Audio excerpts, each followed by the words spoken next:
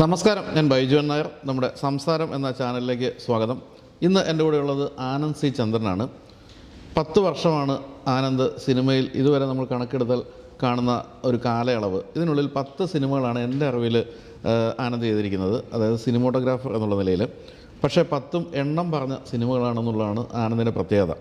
ആനന്ദിനെ പോലെ ഒരു ചെറുപ്പക്കാരൻ എനിക്ക് തോന്നുന്നു ഈ 10 വർഷം കൊണ്ട് ഒരു 100 സിനിമ ചെയ്യേണ്ട ഒരു സമയമായി. അപ്പോൾ എന്തുകൊണ്ടാണ് ഇങ്ങനെ പിടിച്ച് സിനിമ ചെയ്യുന്നതെന്നുള്ളതാണ് പ്രധാനമായിട്ടും ചോദിക്കേണ്ട കാര്യം.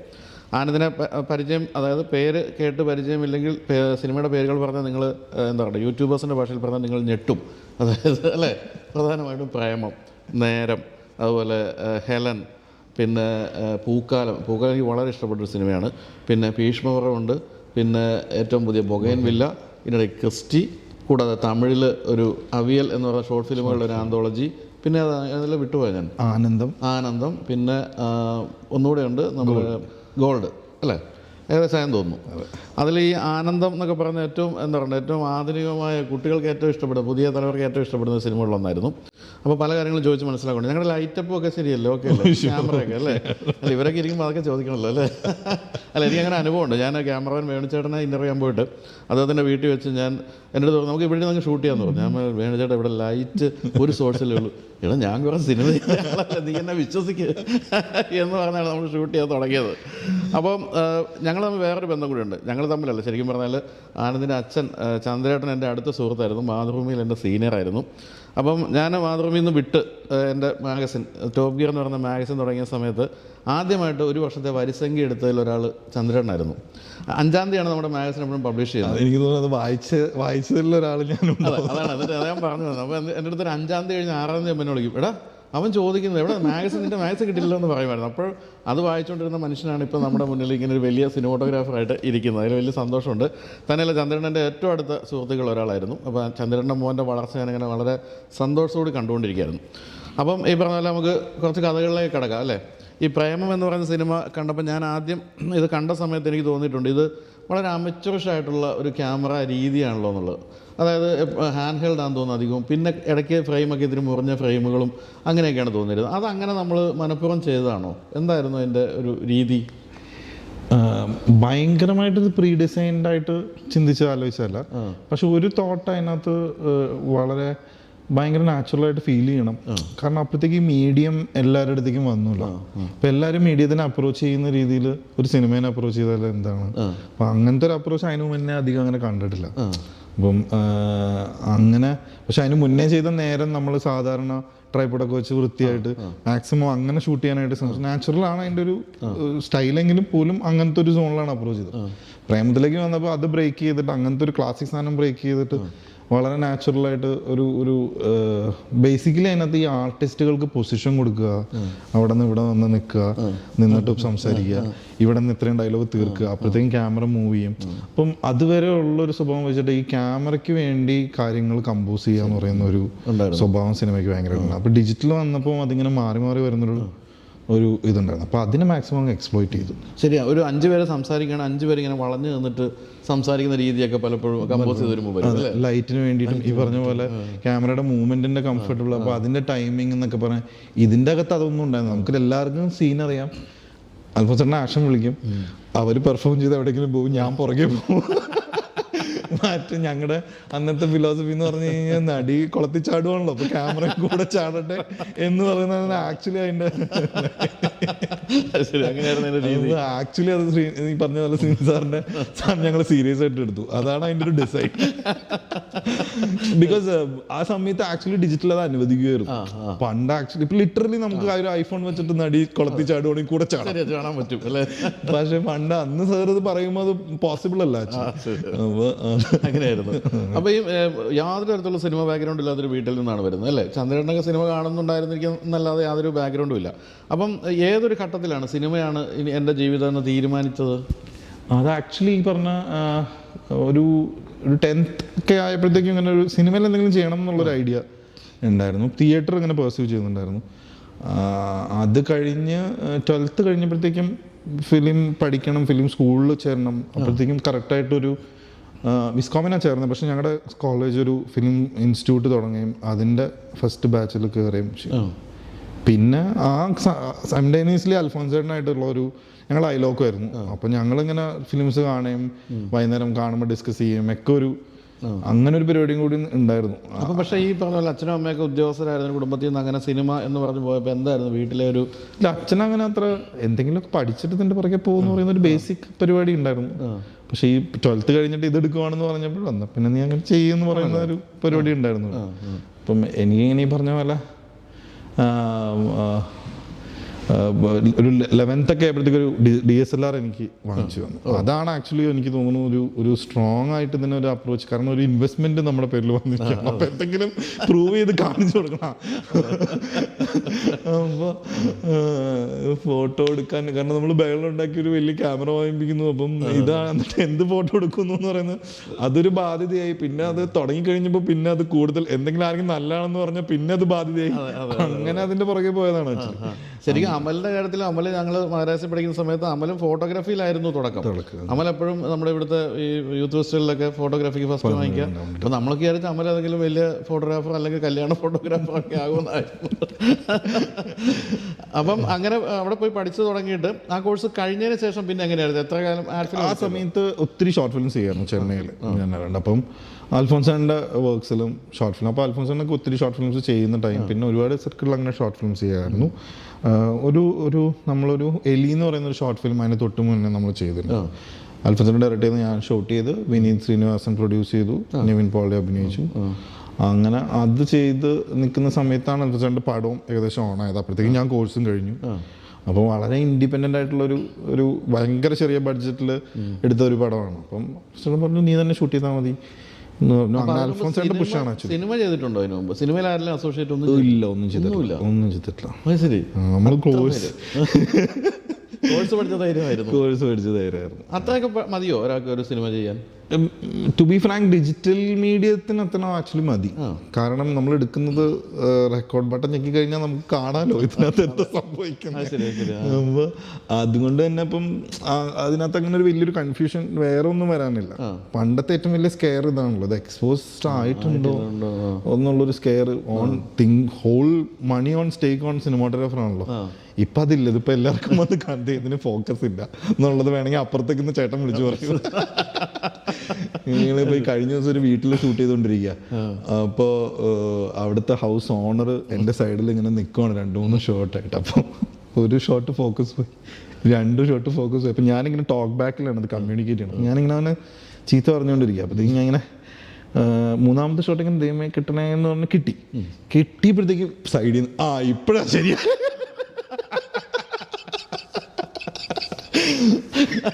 അങ്കിൾ ഒരു 60-year-old uncle, is not into film. ഒരു ബന്ധമില്ല, പക്ഷെ പുള്ളിക്ക് ഒന്നുകൂടെ തെറ്റിരുന്ന വിളിച്ചു പറയാൻ ഇങ്ങനെ മാറ്റരുത്, വേറെ ക്യാമറാമാനെ കൊണ്ടുവന്നില്ല.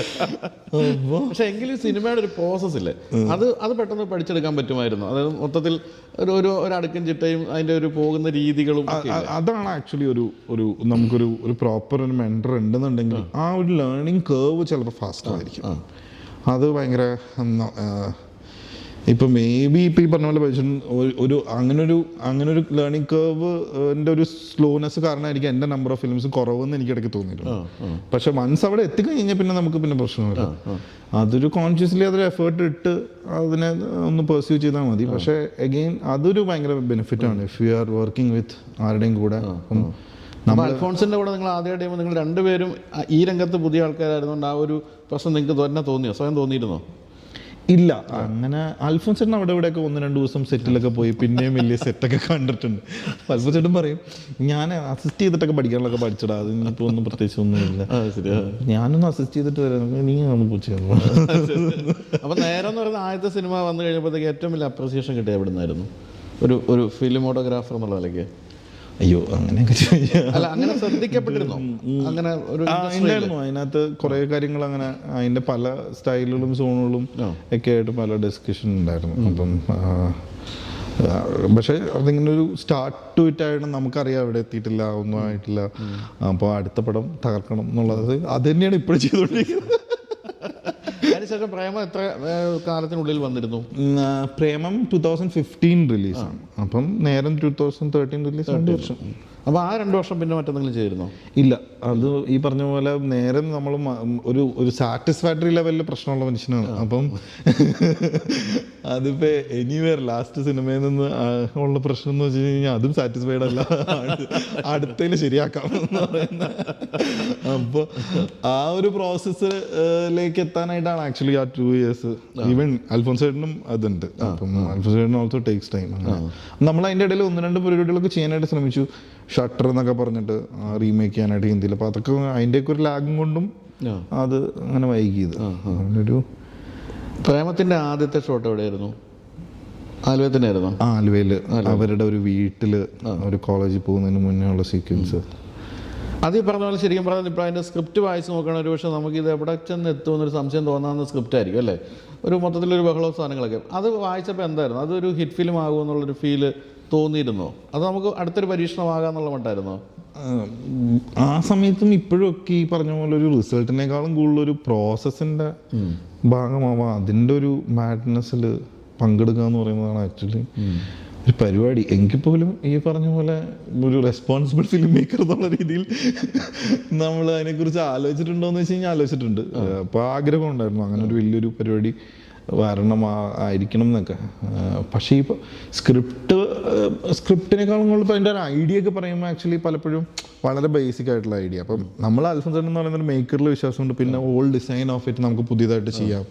ഒരു റോം കോമിനെ പുതിയതായിട്ട് അപ്രോച്ച് ചെയ്യാം. അതിലൊക്കെ നമുക്ക് ഭയങ്കര വേറെ ആർക്കും വിശ്വാസമില്ലായിരുന്നെങ്കിലും ഞങ്ങൾക്ക് നമ്മുടെ പൊതുവേ ഉള്ള നമ്മുടെ ബാക്കിയുള്ള പുറത്തുനിന്ന് വരുന്ന ലൈറ്റിലെയും ക്രൂവിലെയൊക്കെ ആൾക്കാരൊക്കെ നിങ്ങൾ എന്താ ചെയ്യണേ ഓർമ്മയുണ്ട്. അപ്പം നമ്മളിങ്ങനെ അതിനകത്ത് ഇങ്ങനെ ബട്ടർഫ്ലൈയുടെ കുറേ ഇൻസേർട്ട് ഷോട്ട്സ് ഉണ്ട്. അപ്പം നമ്മളിടയ്ക്ക് മറ്റേ സീൻ എടുത്തുകൊണ്ടിരിക്കുന്നതിൻ്റെ ഇടയിൽ ഇതിനെ വെള്ളം കാണുമ്പം നേരെ ഫുള്ള് ഇതിൻ്റെ പുറകെ ഓടിയെടുക്കുക. അപ്പം നമ്മുടെ അന്നത്തെ കൺട്രോളർ നമ്മുടെ അടുത്ത് എടാ നിനക്ക് ഞാൻ ക്യാമറ എടുത്ത് തന്നിട്ട് നീ എവിടെയെന്ന് വെച്ചാൽ പൊക്കും, നീ ഇത് ഫുൾ ഷൂട്ട് ചെയ്ത് തീർത്തിട്ട് ബട്ടർഫ്ലൈയുടെ കൂടെ ഒരു 10 ദിവസം പോയി ഷൂട്ട് ചെയ്തിട്ട് തിരിച്ചു വന്നാൽ മതി. ഇപ്പം നീ ദൈവത്തിനോർത്ത് ഈ സീൻ ഷൂട്ട് ചെയ്ത് തീർക്കുക എന്ന് പറഞ്ഞാൽ നമ്മൾ തോന്നുന്നു. അപ്പം നമ്മുടെ ഹോൾ പ്രോസസ്സിനോട് എല്ലാവർക്കും കൺഫ്യൂഷൻ ഉണ്ടായിരുന്നു. എന്താണ് അതിൻ്റെ ഒരു ഒബ്വിയസ്ലി അങ്ങനത്തെ ഒരു ഇൻട്രസ്റ്റിംഗ് പ്രോസസ്സ് ഡിസൈൻ ചെയ്യുക എന്ന് പറയുന്നതായിരുന്നു അതിന്റെ ആക്ച്വലി ഉള്ള ഒരു. പിന്നെ വേറെ കാര്യം അന്ന് തിരക്കുള്ള താരങ്ങളൊന്നും അല്ലല്ലോ അതിലുള്ളത്. നിങ്ങൾക്ക് സമയമെടുത്തില്ല ആവശ്യമായിട്ടൊക്കെ. അന്ന് ഒരു പ്രതിഭ തോന്നിയിരുന്നോ നിവിന്റെ ഒക്കെ കാര്യത്തിൽ? നിവിനൊക്കെ നിവിൻ അതിന് മുന്നേ തട്ടത്തിമറയത്ത് ഭയങ്കര ഇൻട്രസ്റ്റിംഗ് ആയിട്ട് പോയി. എന്നിട്ട് അമ്പുക്ക് സപ്പോർട്ട് ചെയ്തിട്ടുണ്ട്. നമ്മൾ ഈ കാണിക്കുന്ന എല്ലാത്തിലും നിങ്ങൾ എന്താന്ന് വെച്ചാൽ ചെയ്തു. അൻവറിക്കയുടെ ഒരു സപ്പോർട്ട് ഭയങ്കരമാണ് ആ പടത്തിൽ. അത്രയും കാരണം അന്ന് റീസെൻ്റ് കൂടി നമ്മളിങ്ങനെ പറയുന്നത് അത്രയും നാളെ അങ്ങനെ ഒരു സിനിമ നമുക്ക് വേണ്ടി ഇൻവെസ്റ്റ് ചെയ്യുക എന്ന് പറയുന്നത് ഓൾമോസ്റ്റ് 80 days നമ്മൾ ഷൂട്ട് ചെയ്തു ആ സമയത്ത്. അപ്പം അതും not small production, full big production ഒക്കെ ആയിട്ട് തന്നെ. അപ്പോൾ അതൊരു വലിയൊരു സപ്പോർട്ടാണ്. അപ്പോൾ ഈ പറഞ്ഞ നമ്മൾ ഈ 10 വർഷം കൊണ്ട് 10 സിനിമ എന്ന് പറയുന്നത് ഇതിൻ്റെ ഇടയ്ക്കല്ല ഈ ഗ്യാപ്പ് എടുക്കുമ്പോൾ അവസരങ്ങളൊന്നും വിളിക്കുന്നില്ലേ? അത് വേണ്ടെന്ന് വെക്കുന്നതാണ്. എന്താണ് സംഭവിക്കുന്നത് അറിയില്ല. അങ്ങനെ തെന്നിമാറിയൊക്കെ പോകും എങ്ങനെയെങ്കിലുമൊക്കെ. ആര് തന്നെ പ്രോജക്റ്റ് പോകുന്നോ? അതോ രണ്ടുമുണ്ട്. ഒന്ന് എന്തെങ്കിലും ഒരു പ്രോസസ്സിൽ കയറി കഴിഞ്ഞ് കഴിഞ്ഞാൽ പിന്നെ വേറെ ഒന്നും കേൾക്കാനോ പറയാനോ നിൽക്കില്ല. അപ്പം ഇനിയിപ്പോൾ അടുത്ത വർഷം ഇത് നടക്കുന്നുണ്ടെന്ന് പറഞ്ഞു കഴിഞ്ഞാൽ അതിൻ്റെ പുറകെ തന്നെ. അപ്പം അത്രയൊക്കെ മതിയോ ജീവിക്കാൻ? ചെറിയ രീതിയിൽ പരസ്യമൊക്കെ ഉണ്ട്. അതുകൊണ്ട് ഇങ്ങനെ തട്ടിമുട്ടിയൊക്കെ പോവും. അല്ലെങ്കിൽ പോലും ഈ ഒരു പ്രായത്തിൽ ഒത്തിരി പൈസയൊക്കെ ആയി വരണമെന്നും കുറേ പ്രോജക്റ്റ് ചെയ്യണമെന്നില്ല. അതുകൊണ്ട് ഞാൻ ചോദിച്ചു. അങ്ങനെ ഒരു ഈ തുടർച്ചയായിട്ടുള്ള സിനിമകൾ ചെയ്യാതിരിക്കുക എന്നൊക്കെ വരുമ്പോൾ നമുക്ക് എന്താണ് സംഭവിക്കുന്നത്? കമേഴ്ഷ്യൽസ് കുറച്ച് ഹെൽപ്പ് ചെയ്യുന്നുണ്ട് ആ ഒരു രീതിയിൽ. അത് കേരള ബേസ്ഡ് ആയിട്ടാണോ ചെയ്യുന്നത്? എല്ലാം ബോംബെയും കേരളം ബോംബെ ആണ് കുറച്ച് കൂടുതൽ. ഒരു സമയത്ത് ഇപ്പോൾ വളരെ കുറവാണ്. ഒരു പോസ്റ്റ് കോവിഡ് ഒന്നും ഉണ്ടായിരുന്നില്ല, വളരെ കുറവാണ് നമ്പേഴ്സ്. പക്ഷേ അപ്പോൾ എങ്ങനെയാണ് ഇപ്പം ആനന്ദിൻ്റെ കാര്യത്തിൽ ആനന്ദ് കൺവിൻസ്ഡ് ആകണോ ഒരു പ്രോജക്റ്റിനെ പറ്റി? അല്ലെങ്കിൽ എനിക്കതിന് ചെയ്യാനുണ്ടെന്ന് തോന്നുകയാണോ? എന്താണ് ഇതിലേക്ക് വരാൻ? ഇപ്പം ഹെലൻ അല്ലെങ്കിൽ ക്രിസ്റ്റി എന്നൊക്കെ പറയുന്നതൊക്കെ പുതിയ ആൾക്കാർ ചെയ്തതാണ്, മാത്തുക്കുട്ടി സേവറൊക്കെ ചെയ്ത്. അപ്പോൾ അതിലേക്കൊക്കെ വരുമ്പോൾ എന്തായിരുന്നു അതിലേക്ക് ആകർഷിച്ചത്? എന്തായിരുന്നു ഒരു എന്തെങ്കിലും ഒരു ഐഡിയ അല്ലെങ്കിൽ എന്തെങ്കിലും ഒരു അതിൻ്റെ ഒരു സംതിങ് അബൌട്ട് ഇറ്റ് നമ്മളങ്ങനെ ഒരു ഫീലിംഗ് വരും, ഒരു ഉള്ളിൽ നിന്ന് ഒരു നാച്ചുറലി പ്രസന്റ് ഒരു ഫീലിംഗ് വരും. അതിനെ വിശ്വസിക്കുക എന്ന് പറയുന്നത് മാത്രമേ ഉള്ളൂ. ബാക്കി ഈ പറഞ്ഞ പോലെ എന്തെങ്കിലും പാരാമീറ്റേഴ്സ് ഒക്കെ വെച്ചിട്ട് അളക്കാൻ നിന്ന് കഴിഞ്ഞാൽ നമ്മൾ ആലോചിച്ചിരിക്കുമെന്നല്ലാണ്ട്. ഹെലനൊക്കെ ആക്ച്വലി നറേഷൻ കഴിഞ്ഞ് അപ്പം തന്നെ ഞാൻ ഷെയ്ക്കാൻ്റെ എടുത്തിട്ട് പറഞ്ഞു ചെയ്യാം. അപ്പം അങ്ങനത്തെ ഒരു ഫീലിംഗ് ആണ് ആക്ച്വലി. അപ്പം അത് അങ്ങനെയാണ് മിക്ക പ്രോജക്ട്സും നടക്കുക. അല്ലാണ്ട് വേറെ പ്രത്യേകിച്ച് അതിനകത്ത് ടെക്നിക്കൊന്നും ഇല്ല. ആനന്ദവും അതുപോലെ പൂക്കാലം രണ്ടും നല്ല ഗംഭീരമായ സിനിമകളായിരുന്നു. ഈ പൂക്കാലത്തിൻ്റെ കാര്യത്തിൽ എനിക്ക് തോന്നുന്നത് വിജയരാഘവൻ്റെ മേക്കപ്പ് എന്ന് പറയുന്നത് വളരെ സമയമെടുത്ത് ചെയ്യുന്നൊരു സംഭവമായിരിക്കും അല്ലേ? അപ്പോൾ അത് ശരിക്കും ഷൂട്ടിൻ്റെ നീളം കൂട്ടിയായിരുന്നോ? ഇല്ല, ആക്ച്വലി നമ്മളെല്ലാം കുറച്ച് അതിൻ്റെ ഒരു റിവേഴ്സ് പ്ലാനിങ്ങിലായിരുന്നു. അത്രയും നേരം നമുക്കുള്ളൂ എന്നുള്ളത് അത് സിനിമ ഏകദേശം മേക്കപ്പ് ഡിസൈഡ് ആയപ്പോൾ തന്നെ നമുക്ക് കിട്ടിയൊരു ഐഡിയ ആണ്. അപ്പം അതിൽ നിന്ന് നമ്മൾ റിവേഴ്സലി പ്ലാൻ ചെയ്ത് ശരിക്കും പൂക്കാലം എനിക്ക് തോന്നുന്നു ലെസ് ദാൻ 40 നമ്മൾ തീർത്തത്. 33 എങ്ങാണ്ടാണ് മെയിൻ. അങ്ങനെ എന്തോ അറൗണ്ട് അത്രേ ഉള്ളൂ. 35 to 40 എങ്ങാണ്ട് തീർത്തവിടെ. അപ്പം ആ ഒരു സ്വീറ്റ് ടൈമിൽ ആക്ച്വലി പെട്ടെന്ന് എല്ലാ പരിപാടി തീർക്കുക എന്ന് പറയുന്ന അതൊരു ഇൻട്രസ്റ്റിംഗ് എക്സ്പീരിയൻസ് ആയിരുന്നു ആക്ച്വലി. കാരണം കുട്ടേട്ടന് ഭയങ്കര സ്ട്രഗിളാണ്. ഈ പറഞ്ഞ പോലെ ഒരു 7 o'clock മുതൽ പുള്ളി എല്ലാം അഴിച്ച് കഴിയുമ്പോഴത്തേക്കും ഒരു സമയമാവും. ഒരു 7 to 11 പുള്ളി എടുക്കും മേക്കപ്പിന്. അതൊരു എല്ലാ ദിവസവും തന്നെ കുട്ടേട്ടൻ്റെ സീൻ ഉണ്ടാവുകയും ചെയ്യും. പുള്ളിയാണ് അതിനകത്ത് മെയിൻ. വളരെ കുറച്ച് സീനുകളിലും പുള്ളി ഇല്ലാത്തുള്ളൂ. ഇപ്പോഴത്തെ പുതിയ തലമുറയിൽ ഇപ്പം നിങ്ങളുടെ തലമുറ തന്നെ എങ്കിൽ പോലും ഈ പ്രേമം തൊട്ട് അല്ലെങ്കിൽ നേരം തൊട്ട് നോക്കുകയാണെങ്കിൽ അതിനകത്ത് ഇപ്പം നേരത്തിൻ്റെ കാര്യത്തിലേക്ക് ഒന്ന് മനോജ് കെ ജനൊക്കെ ഒഴിച്ച് ബാക്കി എല്ലാവരും ഈ പറഞ്ഞ പോലെയൊക്കെ പുതിയ ആൾക്കാരൊക്കെയാണല്ലോ. ഇവരുടെയൊക്കെ ഒരു സിനിമയോടുള്ള അപ്രോച്ചും ഇവരുടെയൊക്കെ ഒരു ഡിസിപ്ലിനും ഒക്കെ എങ്ങനെയാണ്? നമുക്ക് പണ്ട് നമ്മൾ ഒത്തിരി കേട്ടിട്ടുണ്ട് പഴയ സിനിമ നടന്മാരുടെയൊക്കെ ഒരു ഡിസിപ്ലിനും കാര്യങ്ങളൊക്കെ. ഇവർ എല്ലാം ഒരു യൂത്ത് ഒരു കക്ഷികളാണ്. എങ്ങനെയാണ് അവരുടെ ഡിസിപ്ലിനും അപ്രോച്ചും ഒക്കെ? അയ്യോ, ഞാൻ ഇപ്പം വർക്ക് ചെയ്തിരിക്കുന്ന എല്ലാ സീനിയേഴ്സും നമ്മളോട് ഭയങ്കര എല്ലാ രീതിയിലും നമ്മൾ എന്തോ വട്ടൊക്കെ കാണിക്കുന്നുണ്ട് മനസ്സിലായാലോ അവർ നമ്മുടെ കൂടെ നിൽക്കും. നമ്മളെ വാട്ടെവർ നമ്മൾ മേ ബി പറഞ്ഞ പോലെ നമുക്കൊരു ഫിലിമിൻ്റെ ഒരു പല ഡിസിപ്ലിനും ഇപ്പോൾ ഫോളോ ചെയ്യപ്പെടുന്നില്ല ആരും. ഈവൻ ഫിലിമിൽ ഷൂട്ട് ചെയ്തിരുന്ന മേക്കേഴ്സ് പോലും ഫിലിമിൻ്റെ ഡിസിപ്ലിൻ ഇപ്പം ഫോളോ ചെയ്യുന്നില്ല. വളരെ കുറച്ച് മേക്കേഴ്സാണ് അങ്ങനെ അതൊക്കെ ചെയ്യുന്നുള്ളൂ. Which is also good. ഭയങ്കര ഇപ്പം അമലേട്ടൻ ഫിലിമിൻ്റെ പ്രോസസ്സ് ഫോളോ ചെയ്യുന്ന ഒരാളാണ്. അതിൻ്റെ ഡിസിപ്ലിൻ ഫോളോ ചെയ്യുന്ന ആളാണ്. പക്ഷെ പല മേക്കേഴ്സും അതൊന്നും ഫോളോ ചെയ്യുന്നില്ല. അപ്പം അങ്ങനെ കാണുമ്പോൾ അവർക്ക് പെട്ടെന്ന് ഇപ്പം എന്താ നിങ്ങൾ കാണിക്കണേ, വെറുതെ ടൈം കൺസ്യൂമിങ് അല്ലേ, എക്സ്ട്രാ എഫേർട്ട് അല്ലേ എന്നൊക്കെ പറയുന്നത്. പക്ഷേ ആഫ്റ്റർ ഓൾ അവർ ഈ പറഞ്ഞ പോലെ സിനിമയുടെ കൂടെ നിൽക്കുകയും സിനിമയിൽ വിശ്വാസവും ഷോർട്ടിൽ വിശ്വാസവും നമ്മൾ എടുക്കുന്നത് കാണുമ്പോഴൊക്കെ ആയിട്ട് അവർക്ക് ഹാപ്പി ആവുകയും അങ്ങനെ അവർ അതിനോട് കൂടെ നിൽക്കാറുണ്ട് ഇതുവരെ. ഈ സിനിമാഗ്രാഫർമാരുടെ കാര്യത്തിൽ അവരുടെ സ്പീഡാണോ സിനിമയുടെ സ്പീഡ്, സിനിമയുടെ പ്രോസസ്സിൻ്റെ സ്പീഡ്? ഒരു പരിധി വരെയാണ്. പക്ഷെ എങ്കിൽ പോലും നമ്മളിലേക്ക് എത്തുന്നതിന് മുന്നേ കുറേ കാര്യങ്ങൾ സോർട്ട് ചെയ്യണം.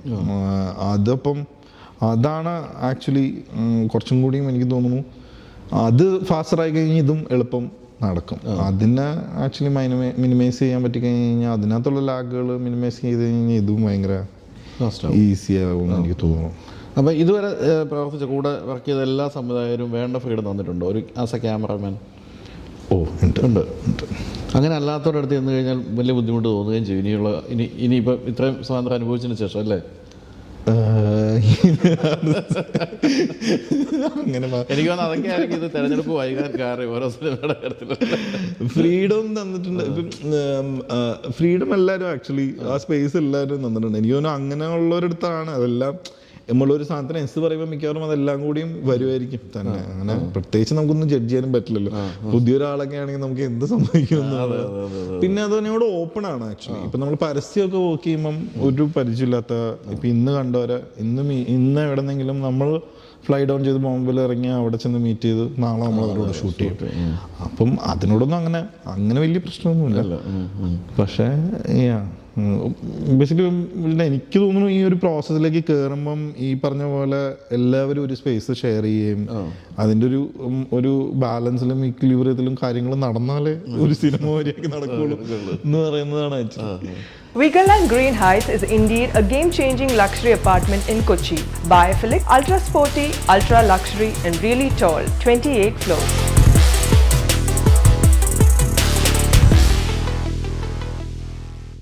എൻ്റെ അടുത്ത് നമ്മുടെ സംവിധായകൻ ലാലേട്ടൻ പറഞ്ഞിട്ടുണ്ട് ഒരിക്കൽ, ഒരു സിനിമ കണ്ടു കഴിയുമ്പോഴത്തേക്കും അതിൻ്റെ സിനിമോട്ടോഗ്രാഫർ ആരാണെന്ന് നമുക്ക് മനസ്സിലാകാതിരിക്കുന്നതാണ് ആ സിനിമയുടെ വിജയം എന്നും. അതിന് അദ്ദേഹം ചൂണ്ടിക്കാണിച്ചത് വേണുചേട്ടനായിരുന്നു. വേണുചേട്ടൻ്റെ എല്ലാ സിനിമകളും പല ജോണേഴ്സുള്ള സിനിമകൾ ചെയ്തിട്ടുണ്ട്, ഒന്നും കണ്ടാൽ വേണു ചെയ്താണെന്ന് പറയാം. പക്ഷെ അല്ലാതെ നമുക്ക് മനസ്സിലാകുന്ന ചില സിനിമോട്ടോഗ്രാഫേഴ്സും ഉണ്ട്. എന്താണ് ആ കാര്യത്തിൽ ആനന്ദിൻ്റെ ഒരു സമീപനം എന്താണ്? എനിക്കും അങ്ങനെ തന്നെ ഉണ്ട് അങ്ങനൊരു. പക്ഷെ എന്നാ ഇങ്ങനെ എൻ്റെ ഒരു കോൺട്രഡിക്ടറി വേർഷനും വേറെ. ഇപ്പോൾ നമ്മളിപ്പോൾ ഒരു മാഗസിനിൽ എൻ്റെ ഒരു വചന അറിയാം, ഒരു മാഗസിൻ്റെ ഒരു പേപ്പർ നമുക്ക് വഴി കിടന്ന് കിട്ടിയാലും ആ പേപ്പർ ആ മാഗസിനിൽ നിന്നാണ് എന്നറിയാനായിട്ട് അതും ഒരു അപ്പൊ അതും ആക്ച്വലി വേണം. എന്നാൽ അത് ആൾക്കാർക്ക് അറിയാനും പാടില്ലാത്ത രീതിയിൽ മനസ്സിലാകും. അപ്പം ഒരു ഫിലിം സ്റ്റുഡൻറ് അല്ലെങ്കിൽ ഒരു ഫിലിം അപ്രിസിയേഷൻ ചെയ്യുന്ന ഒരു ക്രൗഡിന് അത് മനസ്സിലാവുകയും അതല്ലാത്തവർക്ക് അത് മനസ്സിലാവാതിരിക്കുന്ന ഒരു അപ്രോച്ചാണ് എനിക്ക് ട്രൈ ചെയ്തുകൊണ്ടിരിക്കുന്നത്. അവിടെയൊക്കെ എത്താനായിട്ട് കുറച്ച് സമയം എടുക്കും എന്നുള്ളതാണ്. അപ്പോൾ ഇത് ശരിക്കും പറഞ്ഞാൽ സിനിമ ഇന്നയാൾ ചെയ്തതാണ് നമുക്ക് മനസ്സിലാക്കി തരുന്നത് അതിൻ്റെ ലൈറ്റപ്പിൻ്റെ പാറ്റേൺ ആണോ അതോ അതിൻ്റെ സീനുകളുടെ രീതികളാണോ, എന്താണ് പൊതുവെ? നമുക്ക് ഈ പറഞ്ഞ പോലെ എന്തെങ്കിലും ഒരു വോയിസ് ഉണ്ടാവും. അത് ഞാനിങ്ങനെ ഫിഗർ ഔട്ട് ചെയ്ത് വരുന്നു എന്നുള്ളൂ. കുറച്ചും കൂടി കഴിഞ്ഞാലായിരിക്കും ചിലപ്പോൾ ലുക്ക് ബാക്ക് ചെയ്തിട്ട് ഞാൻ തന്നെ മനസ്സിലാക്കാം ഇതായിരുന്നല്ലേ ഇനിയിപ്പോൾ എല്ലാവരോടും അത് പറയാൻ. എനിക്ക് തോന്നുന്നു ഇപ്പം എല്ലാ സീനിയർ നമ്മൾ ഇംഗ്ലീഷിലൊക്കെ ഫോളോ ചെയ്യുന്ന ഓരോ സിനിമാറ്റോഗ്രാഫേഴ്സിനൊക്കെ എടുത്ത് നോക്കിക്കഴിഞ്ഞാൽ അവർക്കൊക്കെ ഒരു സ്ട്രോങ് വോയിസ് എന്തിലെങ്കിലും ലൈറ്റിങ്ങിൻ്റെ സ്റ്റൈലിലോ അല്ലെങ്കിൽ കമ്പോസിഷനിലോ ലെൻസിങ്ങിലോ അങ്ങനെ ഒരു വോയിസ് ഉണ്ടാവും. അതായിരിക്കും ആക്ച്വലി ഈ ഫിലിം അപ്രിഷിയേറ്റ് ചെയ്യുന്നവർക്ക് പെട്ടെന്ന് മനസ്സിലാവുകയും എന്നാൽ ബാക്കിയുള്ളവർക്ക് അത് ചിലപ്പോൾ കിട്ടാതിരിക്കുകയൊക്കെ ചെയ്യുന്ന ഒരു സംഭവം. മലയാളത്തിൽ ഏറ്റവും ഇഷ്ടപ്പെട്ട സിനിമാറ്റോഗ്രാഫർ ആരാണ്? എനിക്ക് വേൺസാറിൻ്റെ വർക്ക് ഭയങ്കര ഇഷ്ടം. ഏറ്റവും ഇഷ്ടപ്പെട്ട സിനിമ ഏതാണ് ഈ ഒരു സിനിമാറ്റോഗ്രാഫിയുടെ കാര്യത്തിൽ? അയ്യോ അങ്ങനെ ചോദിച്ചാൽ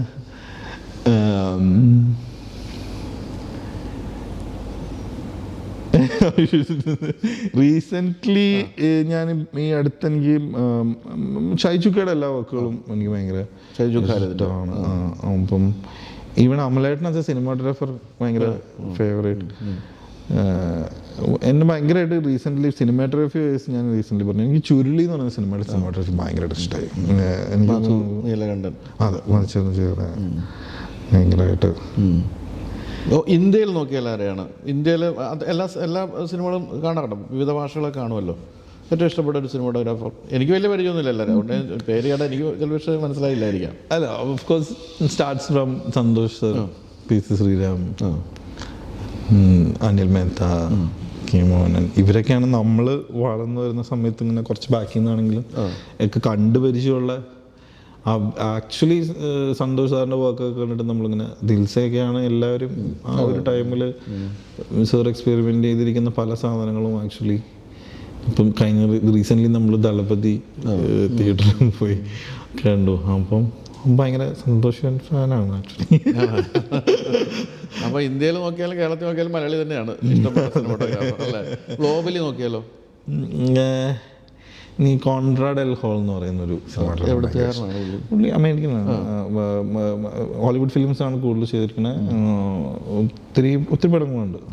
റോട്ട് പേർഡിഷനൊക്കെയാണ് അവസാന സിനിമ. ഒരു 80s ഒക്കെ മുതൽ ഒത്തിരി പടങ്ങൾ. പിന്നെ ഇപ്പോൾ റീസെൻ്റ്ലി പോപ്പുലറായ ഇമാനുവൽ ലുഷ്കി, റോജർ ഡിക്കിങ്സ് എന്നൊക്കെ പറഞ്ഞ് ഈ എല്ലാ അങ്ങനെ നമ്മളിപ്പോൾ ഇങ്ങനെ അങ്ങനെ ഒരു ഇഷ്ടം എന്നുള്ളതല്ലാണ്ട് ഇവരുടെ എല്ലാവരുടെയും വോയിസ് എന്താണ്, നേരത്തെ പറഞ്ഞ എന്താണ് അവരുടെ ഒരു വോയിസ്, എന്താണ് ആസ് എ ഫിലിം മേക്കർ അവർ, അല്ലെങ്കിൽ ഈ ആർട്ടിനോട് അവർ എന്താണ് ചെയ്യുന്നത്, എങ്ങനെയാണ് അവർ അപ്രോച്ച് ചെയ്യുന്നത് എന്ന് പറയുന്നതിലാണ് കൂടുതൽ ഇപ്പം കേക്ക്. ഹൂ ഈസ് ബെസ്റ്റ് എന്നുള്ളതിനേക്കാളും ഇൻഡിവിജ്വലി ഓർ കളക്റ്റീവ്ലി എന്താണ് അവർ ചെയ്തിരിക്കുന്നത് അതാണ് ഇപ്പോൾ ഒബ്സർവ് ചെയ്തുകൊണ്ടിരിക്കുന്നത്. അപ്പോൾ അങ്ങനെ ഒരു സോണിലേക്കാണ് ഇപ്പോൾ മൊത്തം നോക്കുന്നത്. അപ്പോൾ നേരത്തെ പറഞ്ഞ പോലെ ഈ അമൽ നീരദ് എന്ന് പറയുന്ന ഇഷ്ടപ്പെട്ട ഒരു സിനിമാറ്റോഗ്രാഫർ ഒരു ദിവസം വിളിക്കുകയാണ് അല്ലേ, നമുക്കൊരു പടം ചെയ്യാമെന്ന് പറഞ്ഞിട്ട്. അപ്പോൾ അമൽ അത് തീർച്ചയായിട്ടും ആനന്ദിനെ തിരഞ്ഞെടുത്തതിന് പിന്നിൽ പല സിനിമകൾ കണ്ട് ഇഷ്ടപ്പെട്ടൊക്കെ ആയിരിക്കുമല്ലോ. നേരത്തെ പരിചയമുണ്ടോ അമലിനെ? ഇല്ല, ഞങ്ങൾ പ്രേമത്തിൻ്റെ ടൈമിലൊന്നും അമലേട്ടനോട് ഉണ്ടായിരുന്നില്ല. അപ്പോൾ ഞങ്ങൾ കണ്ടിട്ടും കൂടി ഇല്ല. എനിക്കൊരു പൂജയ്ക്ക് എന്തോ അമലേട്ടൻ വന്നു. അത് കഴിഞ്ഞിട്ട് പിന്നെ പ്രേമം റിലീസിൻ്റെ ടൈമിൽ ഒന്നും അമലേട്ടൻ എന്തോ ട്രിപ്പിൽ എന്തോ ആയിരുന്നു. അപ്പോൾ പരിചയപ്പെട്ടിട്ടോ മീറ്റ് ചെയ്തിട്ടോ ഒന്നും ഉണ്ടായിരുന്നില്ല.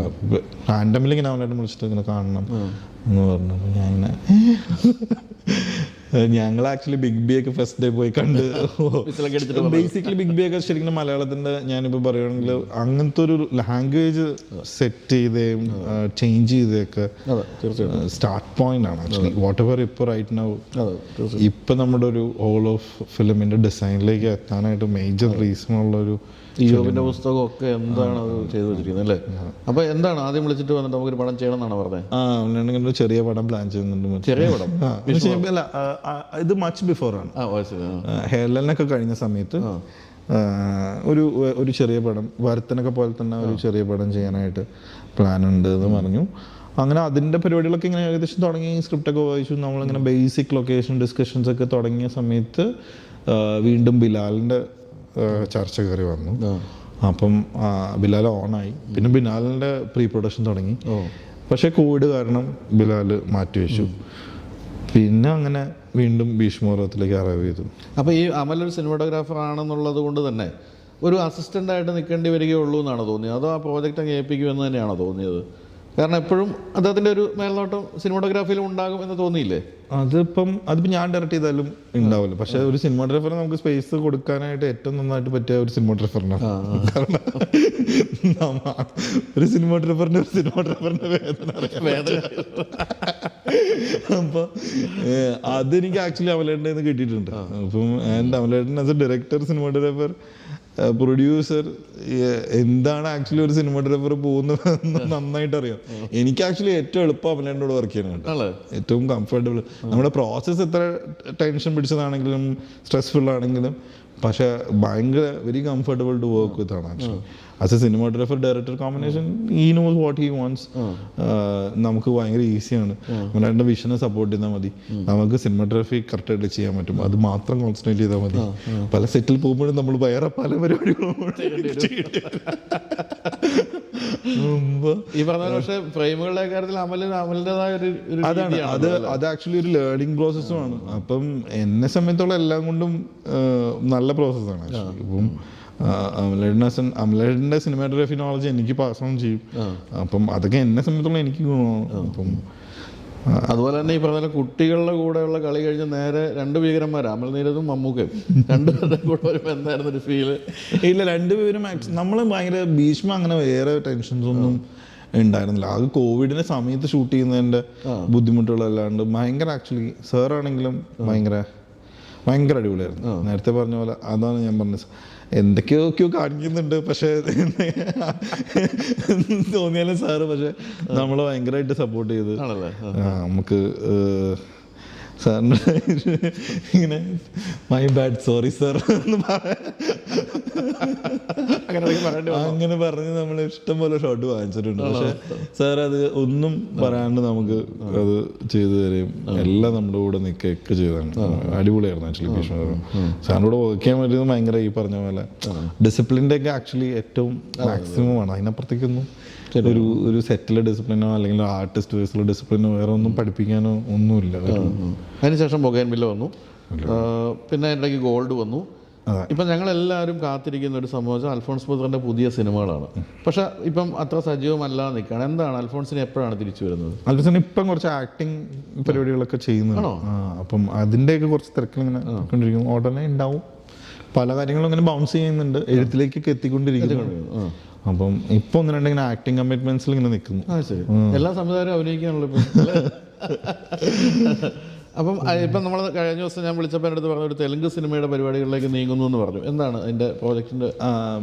പ്രോജക്റ്റ് പ്രോപ്പർലി അനൗൺസ്ഡ് ആയിട്ടില്ല. പക്ഷെ ദിൽരാജ് പ്രൊഡക്ഷൻസിൻ്റെ ഇതിൽ വിജയ് ദേവരകൊണ്ട, രവി കിരൺ ഗോള എന്ന് പറയുന്ന ഒരു ഡയറക്ടർ ഒരു 2 ഫിലിംസ് ചെയ്തിട്ടുണ്ട്.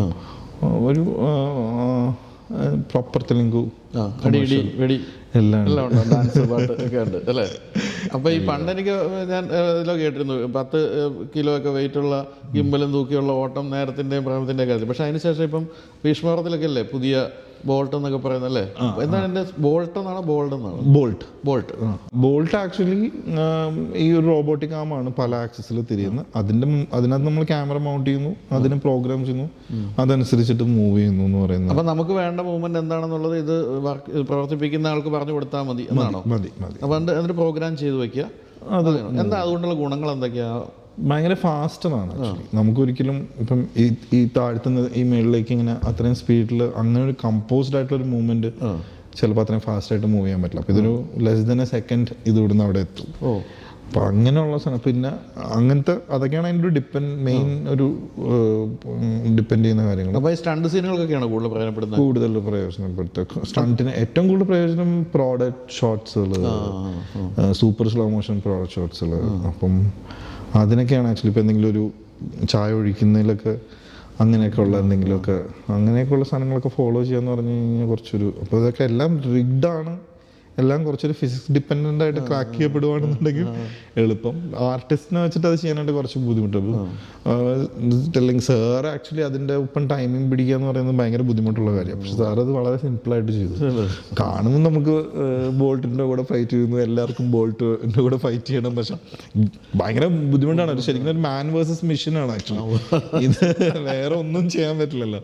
മുമ്പം എവറിത്തിങ് ഈസ് പ്രോഗ്രാംഡ്. അപ്പം നമ്മളും ആ ടൈമിങ്ങിൽ കറക്റ്റായിട്ട് മൂവ് ചെയ്താൽ മാത്രമേ അതിൻ്റെ അകത്ത് ഫ്രെയിമിൽ വീടുള്ളൂ. അപ്പം സാറത് ബ്രില്യൻ്റ് ആയിട്ട് ചെയ്തു എന്നുള്ളതാണ്. ഒരു റിഹേഴ്സലൊക്കെ ചെയ്ത് കഴിഞ്ഞാൽ സാറ് ഒന്നാമത്തെ ടേക്കിൽ തന്നെ first take or maximum second ടേക്കിലൊക്കെ സാർ അതിൻ്റെ ടൈമിങ് മാച്ച്. അത് വ്യാപകമായിട്ട് ഉപയോഗിക്കപ്പെടുന്നുണ്ടോ ഇന്ത്യയിലൊക്കെ സിനിമകളിൽ? ഇപ്പോൾ ഉണ്ട് വലിയ സിനിമകളിലും എസ്പെഷ്യലി ഇങ്ങനെ ആക്ഷൻസും പലതും ഡിസൈൻ ചെയ്യാനായിട്ടൊക്കെ ഉണ്ട്. അപ്പോൾ എങ്ങനെയാണ് ഇത്തരത്തിലുള്ള കാര്യങ്ങൾ അപ്ഡേറ്റഡ് ആകുന്നത്? എങ്ങനെയാണ് ആനന്ദ്? ഇന്റർനെറ്റ് തന്നെയാണ് എല്ലാവരും ഡിപ്പെൻഡ് ചെയ്യുന്നത്. അങ്ങനെ ഒരുപാട് ഫോറംസ്, എക്സിബിഷൻസ്, അതിൻ്റെ ന്യൂസുകൾ, അതൊക്കെ തന്നെ എല്ലാം അതിനകത്ത് തന്നെ എല്ലാം ഉണ്ടാവും. അങ്ങനെ അപ്ഡേറ്റഡ് ആകാം. പിന്നെ അമലുമൊക്കെ അങ്ങനെ തന്നെ ആയിരിക്കണം. എല്ലാവരും ഈ പറഞ്ഞ പോലെ മാഗസിൻസ് ഉണ്ട്. അപ്പം അതാണ് അതിൻ്റെ ഒരു അതിലെല്ലാവരും എല്ലാ സാധനങ്ങളും ഇപ്പം പുതിയ ആർക്ക് വേണമെങ്കിലും അതാണ് ഭയങ്കര ഓപ്പൺ സോഴ്സുമാണ്. അങ്ങനെ ഒട്ടും പണ്ടത്തെ പോലത്തെ ഒരു സീക്രസിയോ അല്ലെങ്കിൽ ഹാർഡ് ടു റീച്ചോ ഒന്നും ഇപ്പം ഇല്ലാത്തത് കൊണ്ട് എല്ലാവർക്കും ആക്ച്വലി എളുപ്പം സിനിമാറ്റോഗ്രഫി പഠിക്കാം. അല്ല, അത്ര എളുപ്പത്തിൽ പഠിക്കാൻ പറ്റുന്ന കാര്യമാണ്. ഇപ്പോൾ കണ്ടുകൊണ്ടിരിക്കുന്ന ആർക്കും അങ്ങനെ ആഗ്രഹം ഉണ്ടെങ്കിൽ എന്താണ് ഇതിന് വേണ്ട ഒരു ബേസിക് സിനിമയോടുള്ളൊരു പാഷൻ? അതല്ലാതെ പിന്നെ എന്താ വേണ്ടത്? എനിക്ക് തോന്നുന്നു നമ്പർ ഓഫ് ഷൂട്ടിംഗ് ഹവേഴ്സ് തന്നെയാണ് ആക്ച്വലി. അങ്ങനൊരു ഷൂട്ട് ചെയ്തുകൊണ്ടിരിക്കുക എന്ന് പറയുന്നതാണ് മെയിനായിട്ട്. നമ്മൾ വാട്ട് എവർ റിസർച്ച് മെറ്റീരിയൽ എന്തെങ്കിലുമൊക്കെ ഷൂട്ട് ചെയ്തുകൊണ്ടിരിക്കണം എന്ന് പറയുന്ന ഒരു അത് ഭയങ്കരമായിട്ട് ഇമ്പോർട്ടൻ്റ് ആണ്. നമ്മളൊരു ആ എക്സ്പീരിയൻസ് ആണ് ആക്ച്വലി സിനിമാറ്റോഗ്രാഫർ ഏറ്റവും. അപ്പോൾ അപ്പാർട്ട് ഫ്രം സിനിമാറ്റോഗ്രാഫി എന്തൊക്കെയാണ് പിന്നെ ഹോബികൾ, പാഷനുകളൊക്കെ എന്തൊക്കെയാണ്? സിനിമ കാണും, ഭക്ഷണം കഴിക്കും, യാത്ര ചെയ്യും, ഉറങ്ങും. യാത്ര സിനിമയായിട്ട് ബന്ധപ്പെട്ടുള്ള യാത്ര തന്നെ ഉള്ളൂ. അല്ലാതെ വേറെ പ്രത്യേകിച്ച് അങ്ങനെ പോൽ ഒരു ലെഗായിട്ട് തീർത്തുകൊണ്ടിരിക്കുന്നു. യൂറോപ്യൻ സൈഡിലേക്ക് എത്തിയിട്ടില്ല, ഏഷ്യൻ സൈഡുകൾ തീർത്തുകൊണ്ടിരിക്കുന്നു. കുടുംബസമേതമാണ് യാത്രകൾ? മിക്കവാറും ഞാനും വൈഫും ആണ്. രണ്ട് കുട്ടികൾ. വൈഫിന് ഒരു ബേക്കിംഗ് ഇതുണ്ട്, അതെ, ബൈസ്വാതി. ഓക്കെ. അപ്പം നല്ല എന്തൊക്കെയാണ് അതിൽ സാധാരണ? അത് ഫ്രഞ്ച് ഡെസേർട്സ് ആണ്, എസ്പെഷ്യലി ഓൺട്രമേസ് എന്ന് പറഞ്ഞിട്ട് മൂസ് ബേസ്ഡ് ആയിട്ട് ഫ്രോസൺ ഡെസേർട്സ്. അപ്പോൾ ആള് പാരീസിൽ പഠിച്ചത്. അതാണ് ഞാൻ ചോദിക്കാൻ പറ്റില്ല, എങ്ങനെ ഇതിലേക്ക് വന്നു? പാരീസിൽ പഠിച്ചു. ഞങ്ങൾ ഒരുമിച്ച് കോളേജിലുണ്ടായിരുന്നു. അങ്ങനെ അത് കഴിഞ്ഞ് PG ചെയ്യാനായിട്ട് ആള് പാരീസിൽ പോയി. അപ്പം അവിടെ നിന്ന് ഈ ഫ്രഞ്ച് കൾനറിയിൽ ലെ കാർഡൻ ബ്ലൂ എന്ന് പറഞ്ഞിട്ടൊരു ജൂലിയ ചൈൽഡിലൊക്കെ പഠിച്ച് വലിയ ഒരു കോളേജുണ്ട്. അവിടെ നിന്ന് അങ്ങനെ ഇപ്പം ഹോം ബേക്കിംഗ് വീട്ടിൽ തന്നെ ഇൻസ്റ്റഗ്രാമിൽ ഓർഡർ ചെയ്ത് കഴിഞ്ഞാൽ അങ്ങനെ ചെറിയ നമ്പേഴ്സ്. ആരാണ് അവിടുത്തെ പരീക്ഷണ മൃഗം പ്രോഡക്റ്റുകൾ വരുമ്പോൾ? നമ്മളൊക്കെ തന്നെയാണ്. വേറെ പലയിടത്തും ചെന്നിട്ട് പലതും കഴിക്കാൻ പറ്റില്ലാത്ത ഒരവസ്ഥയിലേക്ക് നമ്മൾ കേക്കും മധുരമൊക്കെ മടുത്തു പറയുന്ന. മറ്റേ രണ്ടൊരു കുഞ്ഞുങ്ങളല്ലേ അവർക്ക് ഇഷ്ടമായി, അവർക്ക് വീട്ടിലും കുഴപ്പമില്ല, പുറത്തേയും കുഴപ്പമില്ലാത്തൊരവസ്ഥയിലാണ്. പ്രായം അതായത് കൊണ്ട് വളരെ നേരത്തെ ഷുഗർ പേഷ്യൻ്റ് ആകാനുള്ള സാധ്യതയുണ്ട്. വേറെ പുറത്തുനിന്ന് അതുകൊണ്ട് നമ്മൾ ചായയിലും മധുരം ഇല്ലാതെ കുടിച്ചു തുടങ്ങി. ആക്ച്വലി വീട്ടിൽ എന്തായാലും കഴിക്കേണ്ടി വരും. ശരി. പിന്നെ നമുക്ക് വണ്ടികളിലേക്ക് പോകാം. നമ്മുടെ വിഷയം അതും കൂടെയാണല്ലോ. ഏതൊക്കെ വണ്ടികളാണ് ഉപയോഗിക്കുന്നത്? ഒരു വോൾവോ V40 ഉണ്ട്, പിന്നെ ലെക്സസ് ES300H ഉണ്ട്, സെഡാൻ, ഒരു ഹാച്ച് ബാക്ക്, ഒരു സെഡാൻ. പൊതുവെ ഈ ലെക്സസിലേക്ക് അങ്ങനെ സിനിമക്കാരധികം എത്തി കണ്ടിട്ടില്ല. എങ്ങനെയാണ് ലെക്സസ് തിരഞ്ഞെടുത്തത്? Low maintenance, luxury, convenience. ഒരിക്കലും അല്ല. ബേസിക്കലി ഹാസൽ ഫ്രീ ആവുക എന്ന് പറയുന്നൊരു, അതിനുവേണ്ടി കാശ് ഇത്തിരി അധികം കൊടുത്താലും കുഴപ്പമില്ല എന്ന് പറയുന്നതാണ്. അപ്പം പലരും ഫ്രണ്ട്സ് പലരും ഇപ്പോൾ ചോദിക്കുന്നു, എടാ ലെക്സസിന് ഇത്രയും വില കൊടുക്കണോ എന്ന് പറയുന്ന ഒരു പരിപാടി, കൺഫ്യൂഷൻ പണ്ട് എടുത്ത സമയത്ത് ഉണ്ടായിരുന്നു. ഇസ് ഇറ്റ് വേർത്ത് എന്നുള്ളത്. ഡെഫിനറ്റ്ലി വേർത്ത്. കാരണം ടൊയോട്ടയ്ക്ക് ഇത്ര കൊടുക്കാമെങ്കിലാണോ? അത് മാത്രമല്ല, ആഫ്റ്റർ സർവീസ്, മെയിൻ്റെനൻസിൻ്റെ എക്സ്പെൻഡിച്ചർ, പിന്നെ മൊത്തത്തിൽ നമുക്ക് കിട്ടുന്ന ഒരു എക്സ്പീരിയൻസ്, അതൊക്കെ വെച്ച് നോക്കുമ്പോൾ ആക്ച്വലി അത് ഭയങ്കര നല്ലതാണ്. എനിക്ക് തോന്നുന്നു ഞാൻ ഭയങ്കര ഹാപ്പിയാണ്. ലൈക്ക് ഓൾമോസ്റ്റ് 2018 മുതൽ ഇപ്പം നല്ല മൈലേജും ഉണ്ട് അല്ലേ, നല്ല റിഫൈൻഡ് ആയിട്ടുള്ള എഞ്ചിനും ഒക്കെയാണ് എല്ലാമാണ്. അതിനിടയ്ക്ക് വോൾവോ V40 എങ്ങനെ കയറി വന്നു? V40 ആണ് ആക്ച്വലി ലെക്സസിനേക്കാളും മുന്നേ എടുത്ത്. അപ്പം V40 പറഞ്ഞ പോലെ ഒരു ഡിസൈനിൻ്റെ ഒരു ഭംഗി കാരണം പണ്ടേ ഇങ്ങനെ നോക്കി വെച്ചിരുന്ന ഒരു സാധനം. അപ്പം അങ്ങനെ ഒരു ഡിസൈൻ പ്രണയം അതിനകത്തുള്ളത് കൊണ്ടാണ്. വൈഫ് ഓടിക്കുന്നുണ്ടോ? വൈഫ് നന്നായിട്ട് രണ്ടുപേരും വണ്ടി അത്യാവശ്യം ഓടിക്കുന്ന കൂട്ടത്തിലാണ്. അപ്പോൾ എന്തായാലും എനിക്ക് തോന്നുന്നു ഈ പറഞ്ഞ പോലെ എൻ്റെ ചില സംശയങ്ങളായിരുന്നു. ഈ 10 വർഷം കൊണ്ട് 10 സിനിമ, അതൊക്കെ എന്തുകൊണ്ടാണെന്നുള്ള ചോദ്യമായിരുന്നു പ്രധാനമായിട്ടും ഞാൻ ചോദിക്കായിരുന്നു. അതാണ് ഇപ്പോൾ ചോദിച്ചു കഴിഞ്ഞതും. പക്ഷേ എനിക്ക് തോന്നുന്നു കുറച്ചുകൂടി ഒന്ന് ഫാസ്റ്റ് ആകാം കേട്ടോ, അല്ലേ? വർഷത്തിൽ 2 സിനിമയൊക്കെ ചെയ്യാം ശ്രമിക്കുന്നുണ്ട്. ഇപ്പം ഈ വർഷം 2 സിനിമ ഓൾമോസ്റ്റ് ഷൂട്ട് ആയി. പെറ്റ് ഡിറ്റക്റ്റീവ് എന്ന് പറയുന്ന സിനിമ, അത് ആനന്ദാണല്ലേ, ഡിയർ സ്റ്റുഡൻസ് എന്ന് പറയുന്ന സിനിമ. പിന്നെ പെറ്റ് ഡിറ്റക്റ്റീവ്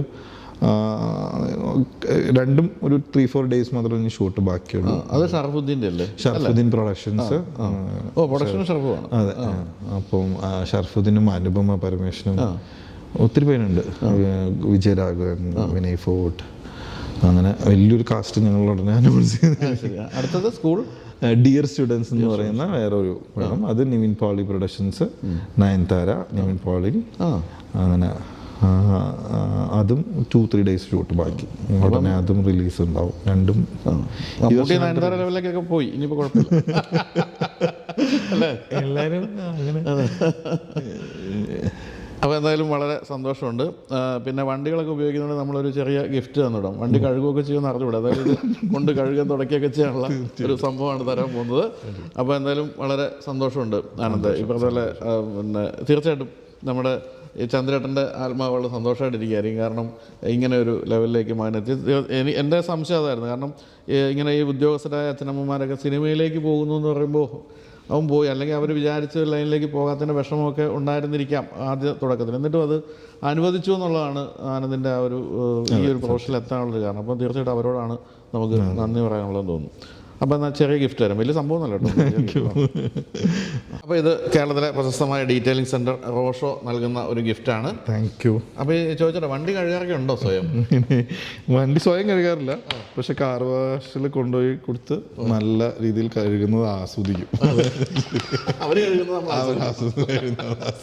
എന്നാലും ഇനിയിപ്പോൾ ഇത് വെച്ചിട്ടൊന്ന് ശ്രമിച്ചു നോക്കാം. എല്ലാ ഷാമ്പൂ ഉണ്ട്, പിന്നെ നല്ലൊരു ഫൈബർ ക്ലോത്ത് ഉണ്ട്. തീർച്ചയായിട്ടും. Thank you. അപ്പോൾ എന്തായാലും താങ്ക് യു സോ മച്ച്. പുതിയ സിനിമകൾക്കായിട്ട് നമ്മൾ കാത്തിരിക്കുന്നു. തകർക്കുക. Okay, thank you.